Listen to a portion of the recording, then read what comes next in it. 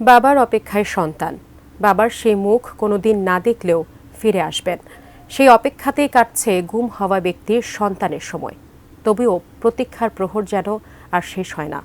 আমিনুল ইসলামের রিপোর্ট। স্কুলে যাই তখন সবার বাবা নিয়ে যায়, আমার সবাই জিজ্ঞাসা করে যে আমার বাবা কই, তখন আমি কি উত্তর দিই? আমার তখন কিছু বলার থাকে না।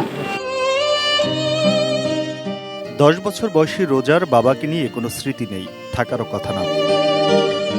জন্মের পর থেকে প্রতীক্ষায় আছে বাবা বেঁচে আছেন কিনা শুধু এতটুকু জানতে। রোজার বাবা ফারুক হোসেন 2012 সালের সেপ্টেম্বর মাসে টঙ্গী রেলগেট এলাকা থেকে গুম হন। তখন রোজার বয়স ছিল মাত্র 2 মাস, এখন 5ম শ্রেণীতে। ফারুক হোসেন স্থানীয়ভাবে ব্যবসার পাশাপাশি বিএনপি রাজনীতি করতেন বলে জানান রোজার মা মোর্শেদা আক্তার। তিনি স্বামীর খোঁজে র্যাব, ডিবি আর আদালত চত্বর ঘুরে ঘুরে কোনো কিনারা পাননি। 3 মেয়েকে নিয়ে কঠিন বাস্তবতার জীবন সাগর পাড়ি দিতে হচ্ছে তাকে। আসলে সবাই আমার মেয়েটা বলে আমার বাবা কেমন আছে, আমি তো বাবার দেখি নাই, আম্মু আমার বাবা কোথায়?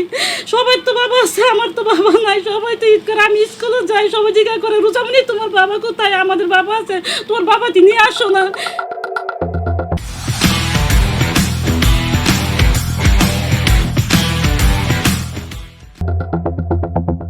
এরকমই আরেকজন প্রবাসী কাজল মিয়া সৌদি আরব থেকে দেশে ফিরে স্ত্রী সন্তানদের নিয়ে আনন্দের সময় পার করতে চেয়েছিলেন। তবে বিদেশ থেকে ফিরে তার আর পরিবারের কাছে পৌঁছানো হয়নি। এয়ারপোর্ট থেকে বের হয়ে টঙ্গীতেই গুম হন তিনি। 4 বছর বয়সের ছেলে রাশে তার বাবার মুখটিও কোনোদিন দেখতে পায়নি। আমি আমার বাবার সাথে এখনো পর্যন্ত আমার বাবার সাথে একটা ছবি নেই। আমার বাবার আমি কখনো আমি নিজের চোখে দেখিনি। ঠিক সে কেমন দেখতে, কি মা যতটুকু বলছে ততটুকুই। আমরা 3 ভাই, আমার মা আমাদেরকে অনেক কষ্ট, মানে কি বলতাম, মানে এমন দিন গেছে যে রাত্রেবেলা না খেয়ে শুয়ে পড়ছি।